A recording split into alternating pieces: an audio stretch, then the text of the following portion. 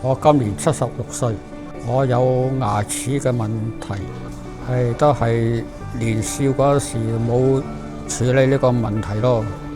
至到而家年紀大咗呢，就好食嘢好唔方便。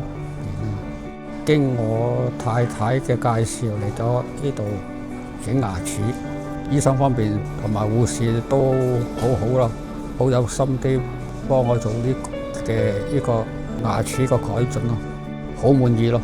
嗰個服務個水平都好好咯。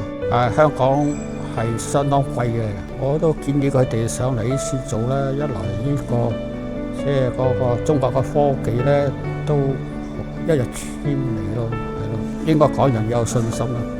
我第日翻去宣傳一下，咁即係俾我喺人生有一個好大嘅快樂啦。即係見到人哋都可以擘大啲個口嚟笑下啦，傾多啲偈咯，對日後嘅起居啊生活都有好大嘅幫助，人生都會開心咗好多。我本身呢係好中意跑步嘅，踢足球嘅。2026年呢，我又參加馬拉松賽事，喺呢度感受咗一個新嘅里程碑咯。